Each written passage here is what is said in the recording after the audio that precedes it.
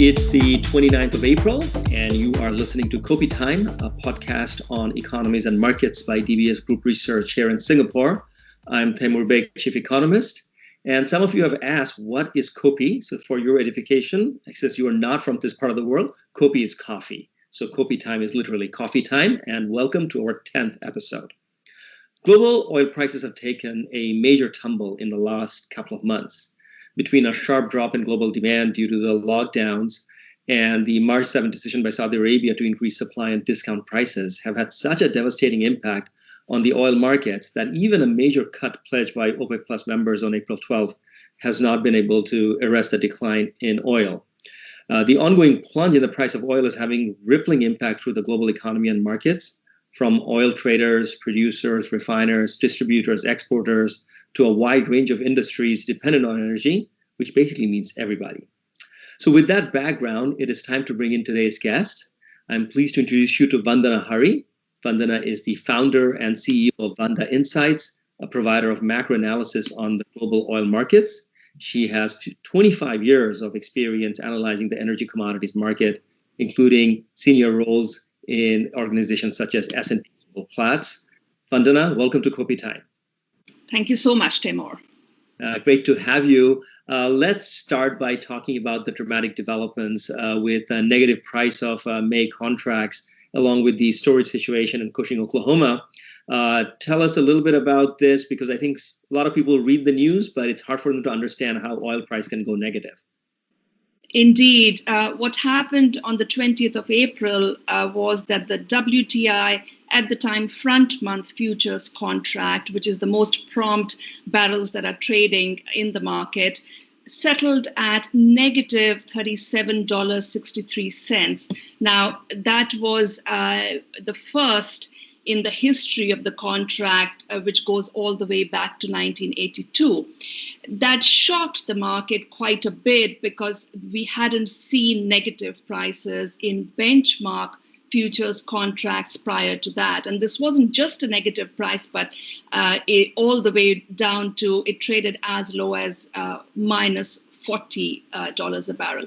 Now, what happened? It was a combination of market forces and some technicalities that are related to a rollover of a futures contract. So the market conditions, as all of us are already well familiar now with, is huge oversupply in the market, major demand destruction. At least 30% or 30 million barrels per day of global oil demand has simply evaporated as a result of the coronavirus associated lockdowns across the globe. So a very similar situation in the US, but a bit exacerbated because in the US, not only have we had a sharp decline in demand in recent weeks, but at the same time, the shale juggernaut in the US, it is slowing down, it will slow down, but has not quite yet slowed down. So the country has been producing increasing volumes of oil, consuming less, which led to an acute shortage of storage, especially in the US. It's quite a similar story globally, but it is especially acute in the US. Now, what happens with the WTI contract is it is settled with delivery at a place called Cushing in Oklahoma, which is landlocked. It is a major storage hub in the US. And as things stand, it is now close to 85% occupied. And the remaining 15% space is already spoken for. So what happened as the contract came close to expiration, which is basically you stop trading in the May contract and then positions are rolled over into the new front month contract, which would be June, is that the few people who were left holding a long position, as in they had bought the contract, would either have to get out of that position, just sell it to somebody, or if not, if they go into the expiration with a long, then they have to take delivery of the oil, which was an extremely stressful situation for a company to be in if it cannot find storage at Cushing. So what happened as a result was this was something of a fire sale. A lot of people who were left holding long or holding contracts in the May WTI a day before its expiration just ended up selling at bargain basement prices, and that's how you had a negative settle on that day. So negative price basically means I'm actually paying somebody to take that oil away from me? Exactly. So the seller of the contract was paying the buyer, let's say $37 or $40 a barrel for taking that contract off their hands. Absolutely extraordinary. Do you see this recurring? So that is quite the talk in the market right now. All eyes are on the June WTI contract, which is the front month contract trading since the 21st of April. And we have seen this contract being battered far more than the decline we have seen, let's say, in Brent prices over the past 7 to 8 days. And one of the reasons of that is that the market is quite fearful that the June contract is going to meet the same fate as it comes closer to its expiration day. Of course, the contract doesn't expire until the 19th of May, but having learned their very hard lessons from the last time, what's happening is a lot of players are playing it safe and exiting that contract much ahead of the expiration. Another interesting related story is this the largest ETF, exchange traded fund that bets on the rise in WTI oil prices. It's called the USO, or the United States Oil Fund. That has been getting a lot of inflows, net fund inflows, and billions of dollars, basically investors betting that WTI has gone this low and it has to bounce back up, and obviously hoping to make a profit when that happens. So what the USO as a result has had to do is, with more fund inflows, it has had to invest in more futures contracts, and it has run up against position limits imposed by the US regulators.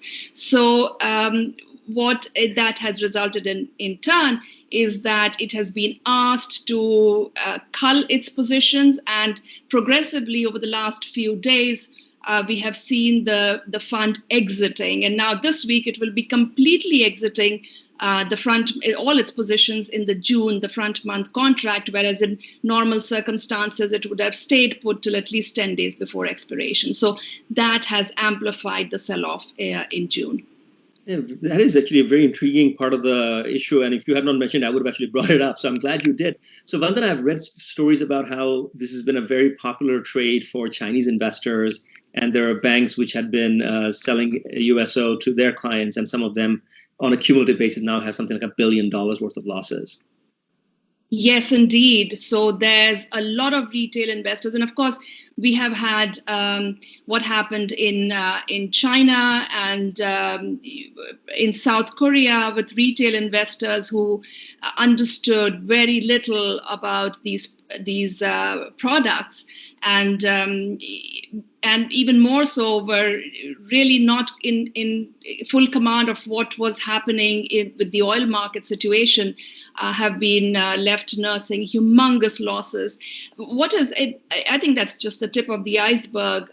There are, if not direct WTI Brent trading, there's other exchanges in India, for instance, where you have sort of copycat contracts traded in the local currency, which track Brent and WTI. And there's a lot of retail investors in these contracts who have been burnt as well. Wow. Talk about, ripple effects. Vandana, let's stay with the oil market spot development. So let's do supply side first, and then we'll talk about the demand destruction issue. So sure. March and April, as I said at the beginning, and you've also touched upon this, we have shale producers continue to produce a lot of oil. And then we have the whole OPEC countries plus Russia and so on, which have been in the middle of back and forth as to whether to convincingly cut supply or punish each other. So break that down for us a little bit, just the supply side. Yeah, so what happened was this was at the start quite a supply story, and this is like going back to Jan and Feb when the coronavirus was not yet a pandemic. It was mostly concentrated in China. It was more of an epidemic, and for quite some time the market felt that this would be controlled.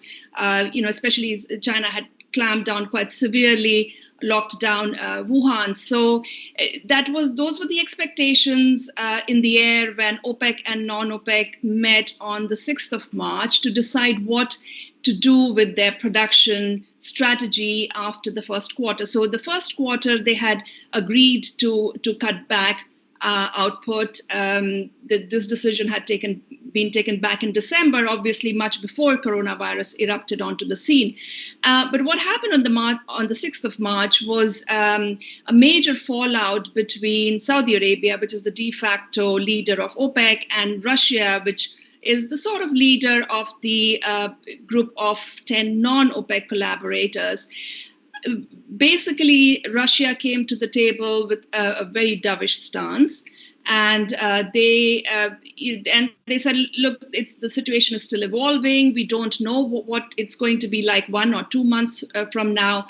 So, whereas the Saudis were pushing for a substantial reduction in output, but at that time, of course, compared to what they finally did, it was a much smaller figure, probably 1 to 1.5 million barrels per day.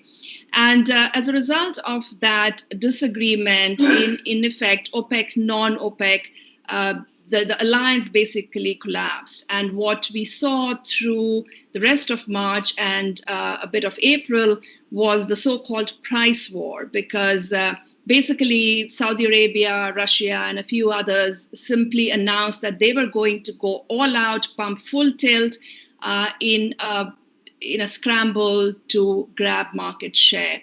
So that was what initially pulled down prices quite a bit, because obviously there was a declining demand in China, and then we had this price war and surplus oil about to hit the markets.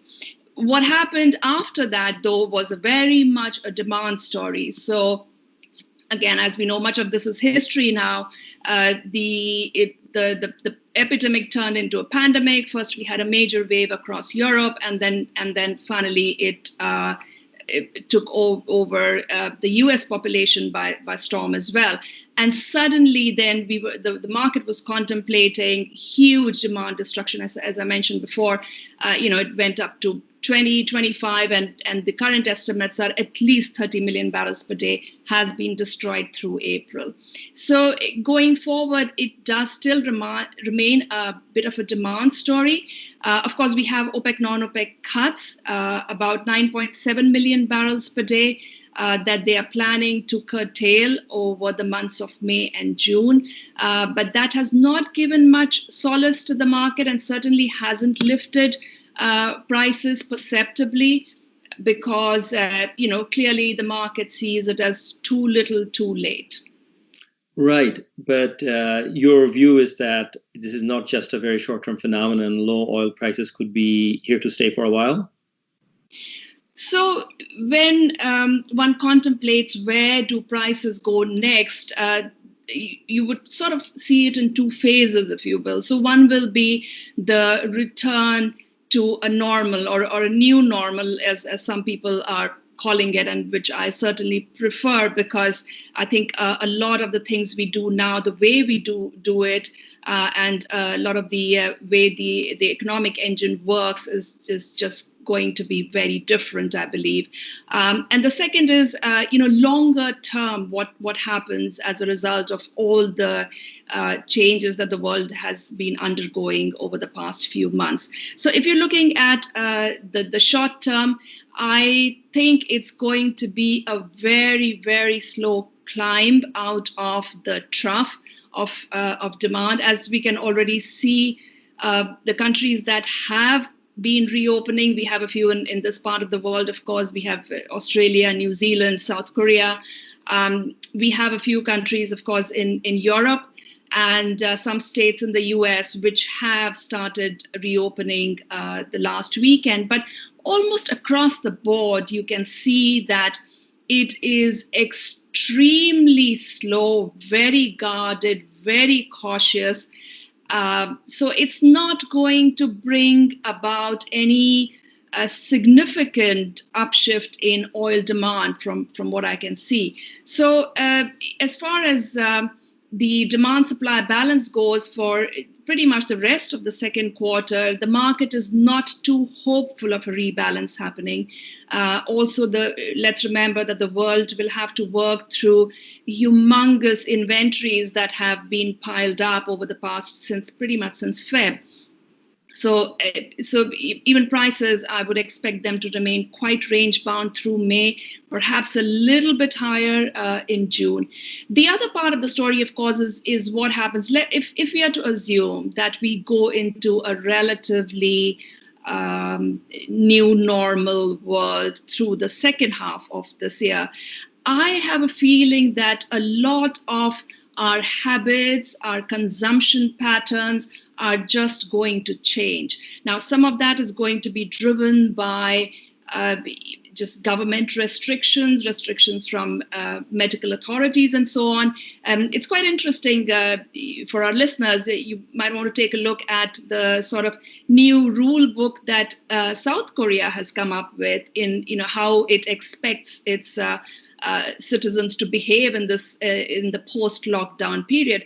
So there's going to be a range of restrictions, I imagine, from the government's and other local authorities' side, and certainly there's going to be self-imposed restrictions as well, right? So I mean, just look at ourselves, and one can, all you need to do is ask yourself that question: how long will it be before you go out into a packed cinema or a mall, right? So it's all of this combined, and then of course, not to forget the airline sector. I think that's probably going to see massive curbs and restrictions, especially we have Australia, for instance, which has extended its international border closure for, I believe, at least the next 2 to 3 months. So the airline sector is not, the flying is, the flying patterns, the reasons why you fly are going to be very different. So all of that in a nutshell tells me that demand is probably not going to go back anywhere near to, if we call 2019 the last normal that we saw. In fact, there's a school of thought out there that is it even possible that the world may have seen peak oil demand in the history of civilization in 2019.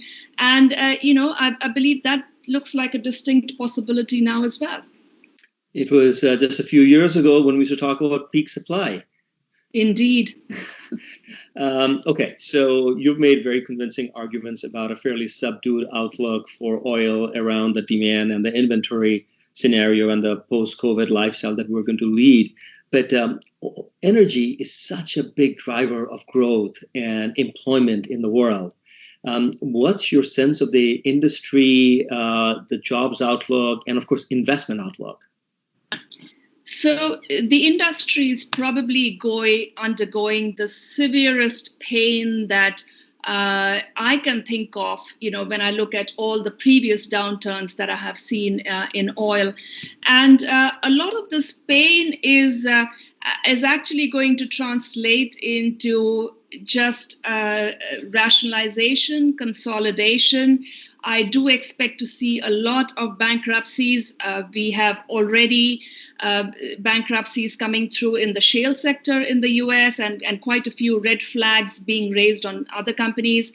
Here in Singapore, we have had a giant, right, Hin Leong, declare at least $800 million of losses and potential bankruptcy. And there was another energy company, a smaller one earlier, that also went belly up. So clearly that has going to have repercussions on a a range of factors. So one is, what does the future supply-demand balance look like? So if a lot of upstream producers are going to close shop and a lot of projects are being put on ice once again, perhaps cancelled altogether this time round, we could conceivably be in a situation 2-3 years from now, if and when demand has come back to normal. Let's assume 2019 wasn't the peak, and but we don't have enough oil. We don't have enough oil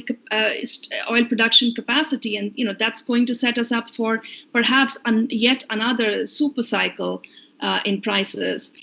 The closures elsewhere in the industry, so the pain is being felt across the cycle, the supply chain of oil, so all the way from upstream to midstream, refiners, retail, and so on. So I expect to see consolidations there as well. Basically, then what that means is, you have less competition going ahead. You have obviously markets sort of consolidating in fewer hands, which is never a good idea.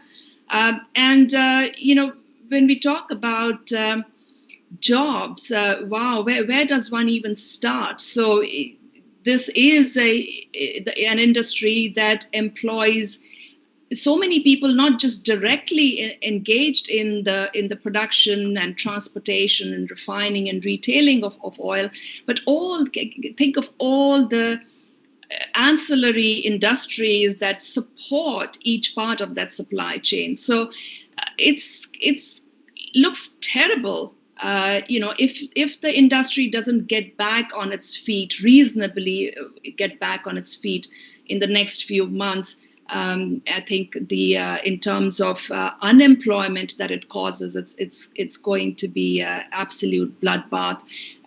It's going to be particularly acute, and the signs are already obvious in places like Texas, for instance. The biggest oil-producing state in the U.S., but seeing a major, shale producers just being brought down to their knees. But Vandana, it's not the first time that shale producers have faced a degree of existential risk. Just a few years ago, we saw a big oil crash, and at that time, we saw some consolidation, but shale came back. So why is this time much worse than that time?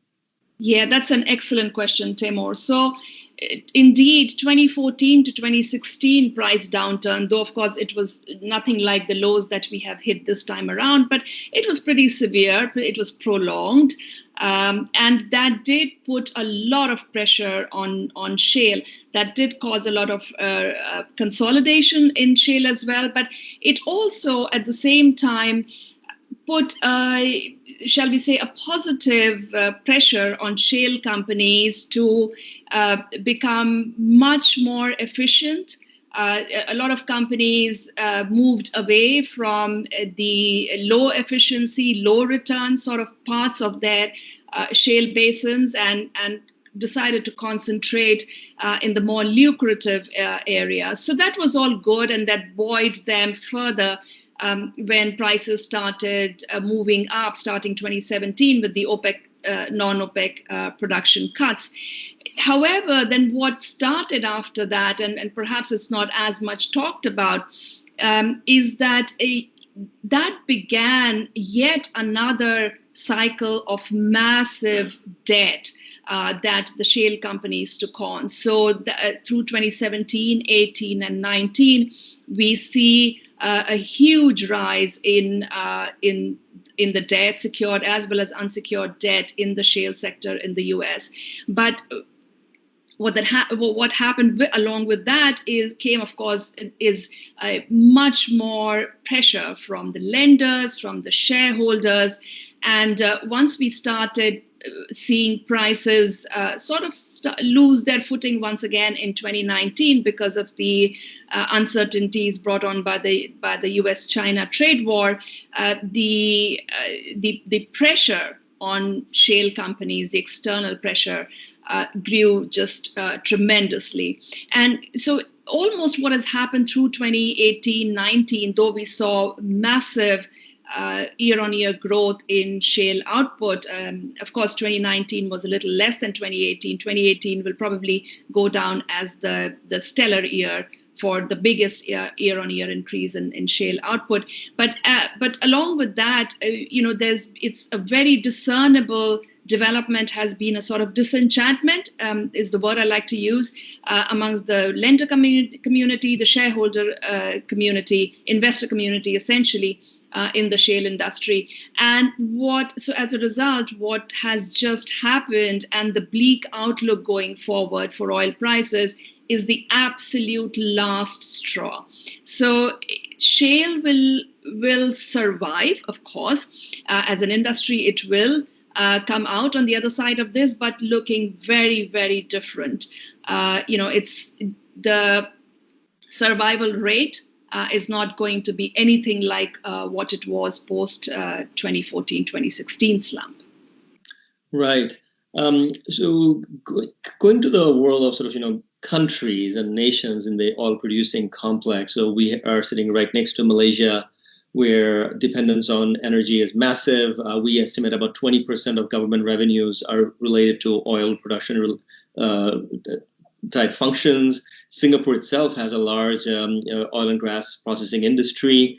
Can you walk us through the situation in Southeast Asia? Because, we think of low oil being good for most of Asia because we import oil. Yeah, so indeed, we do have oil producing countries in this region, though overall Asia is a net oil importer. But, you have Australia, you have Malaysia, you have Vietnam, you have Indonesia, all of those pretty much countries. And of course, not to forget China is a major producer as well, though, of course, it uses much more oil, so it ends up being a net importer. But, a characteristic of production in this part of the world, of course, we don't have any shale production here. The characteristic is that it is mostly from older, mature basins.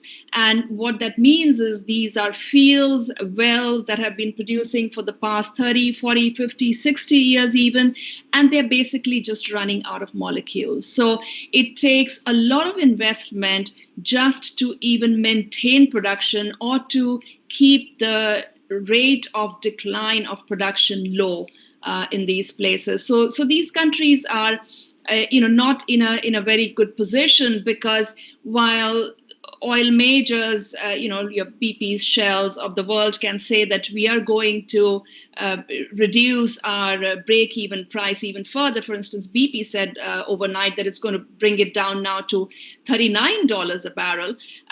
That's not a possibility for these NOCs that are producing in this part of the world.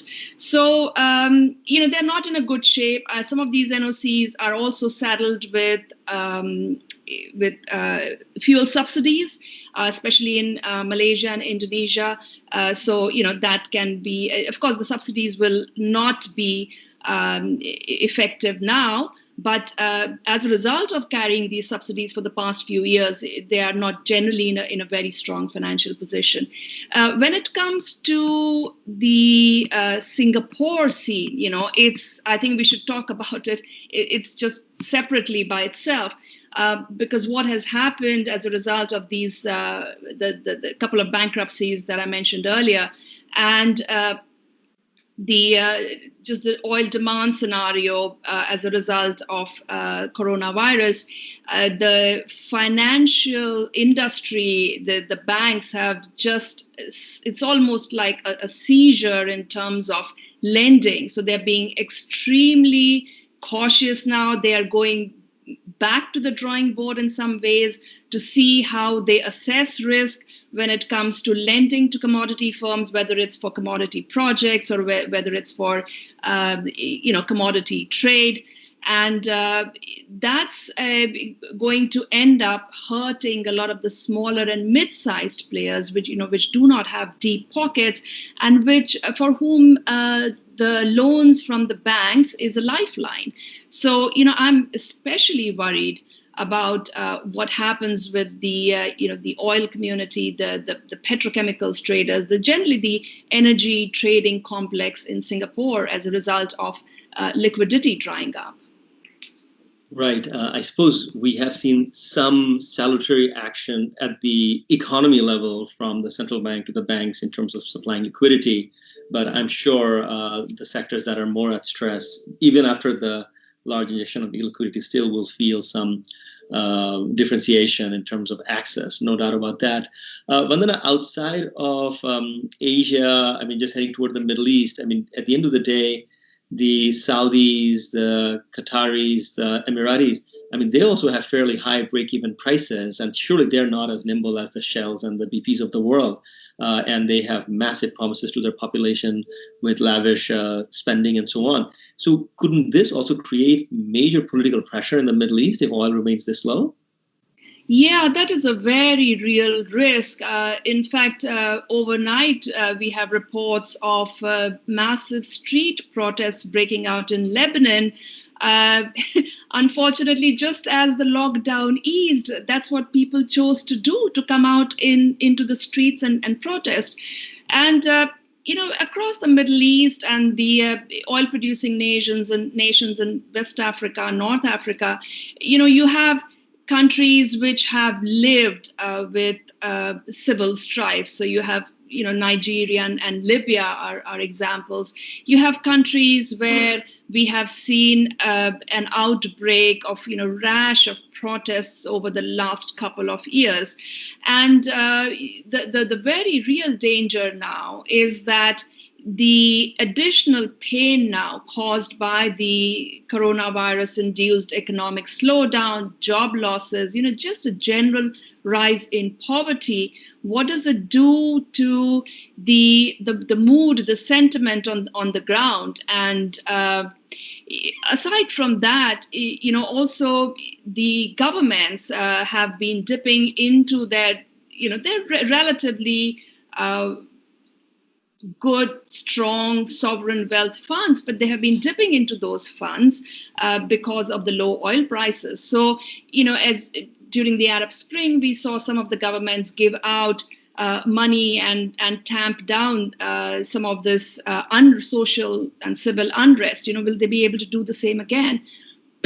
And I also am looking very carefully at what happens vis-a-vis the dynamics with Iran in the region.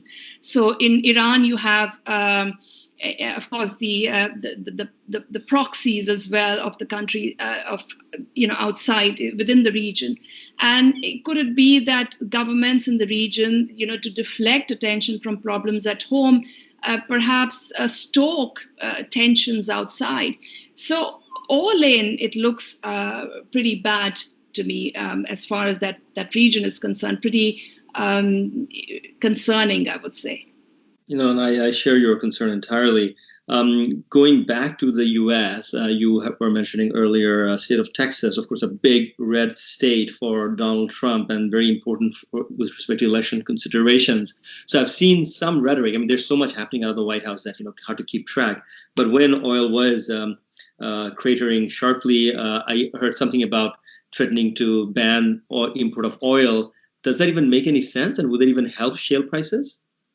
So, understandably, in the election year, especially the Trump administration is under massive pressure to do something for the oil companies and especially the shale independents that are buckling under the current low oil prices. Some of that pressure has been very vocal, very direct. For instance, from Harold Hamm, the CEO of Continental Resources, the father, if you will, of the shale industry, and he has come up with suggestions of perhaps tariffs or a total ban on crude imports from Saudi Arabia, Russia, other OPEC members. The administration is clearly looking at a range of options that it has to try and come to the aid of the U.S. oil producers. So some of the options that look more plausible and likely to happen, and some of them already underway, is, for instance, opening up space in the Strategic Petroleum Reserve, which is under the government's control, so that the producers can store their oil over there. So basically, the government buys the oil from them for the time being and stores it in the SPR. There is also talk of producers getting some loans from the Federal Reserve's Main Street lending program, though of course it remains to be seen if that will go through. So some of these are, I think, probably more doable. There have also been some discussions, mostly with the oil sector regulator in Texas, where some shale independents lobbied the regulator to impose mandated cuts, which has not been done in the US since the 1970s, from what one can remember. That has, of course, met quite a few roadblocks, and it still remains a point of discussion. I understand the state regulator in North Dakota, which is also another major shale producing region, are also planning to get together to basically discuss whether it is a waste of natural resources to be producing oil at this point of time. So mandating cuts is going to be difficult.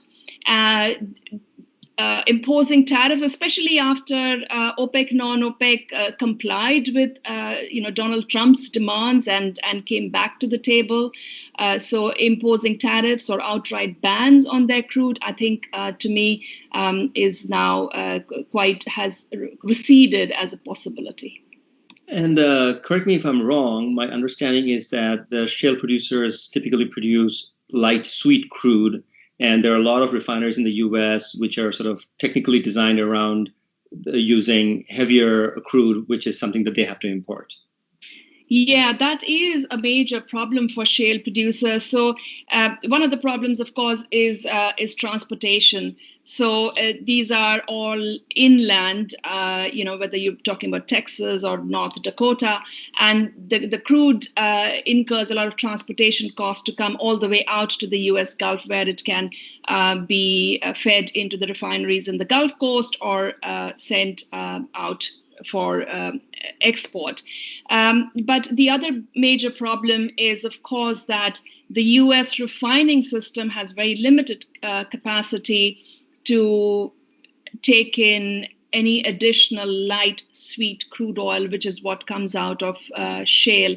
And that means that as US's crude production has been rising over the past couple of years, we have seen increasing amounts of exports coming out of that country. And of course, it's been it has taken the Asian market by storm as well. So a lot of countries in Asia actually liked the idea that they are now able to import crude from the US, which is a bit removed from the geopolitically unstable countries in the Middle East. But what happens now when the world demand is in a slump, when including Asian demand, and that US crude just can't make it out to the export market? So all of that is combining to put pressure on shale to shut in substantial amounts of production. Now, speaking of shut in, so can you actually shut down an oil well, or is it actually much more difficult than just saying that? Yeah, that's a great question. So there is a difference in how you shut down a conventional oil well, which has been done over the years, and countries, especially OPEC members, are very familiar because OPEC has in its history time and again had to curb production. So that's an operation that, shall we say, countries and producers are reasonably familiar with. A lot of people have been asking the question, how does one shut down a shale well? Is it even possible? So the very simple answer to that is this. Yes, a shale well looks is very different from a conventional well. It is a horizontally drilled well. Production is unlike a conventional well, where oil will just be gushing out on its own once the well has been drilled and completed. In a shale scenario, you have to continue pumping a mixture of of water, sand, and chemicals in order to be producing from that well. So how you bring down shale production is that you stop drilling new wells. Now, this is another peculiarity of shale. In a conventional field, you have drilled your wells and they will continue pumping until the reservoir is exhausted.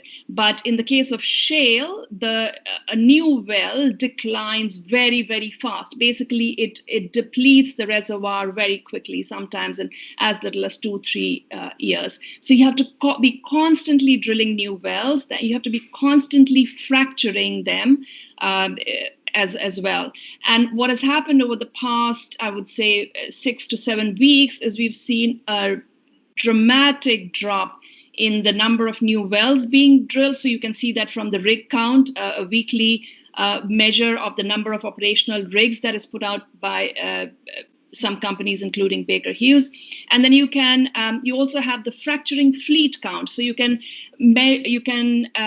count how many of those fracturing equipment are actually in operation in the fields. That has dropped by an even more dramatic 70% since the start of the year. So what is happening is less oil, less drilling of new wells, less fracturing of wells.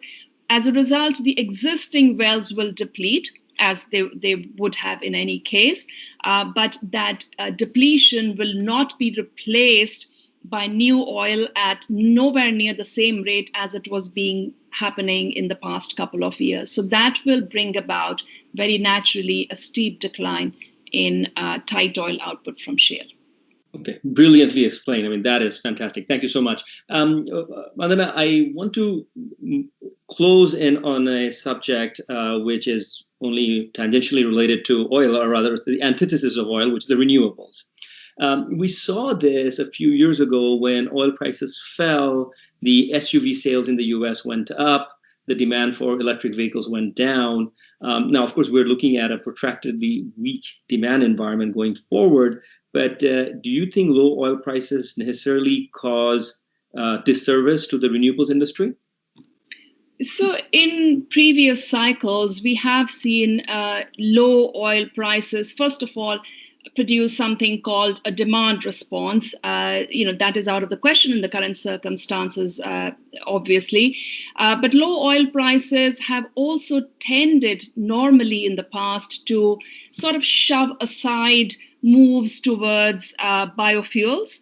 And as well as moves towards cleaner energy. And as you quite rightly point out, in previous oil price slumps, we have seen a revival of SUVs and MPVs, and especially in driving countries like the US, which of course then changes the complexion of oil demand in a big way, because that's the country, the single largest consumer of oil, including of gasoline anywhere in the world.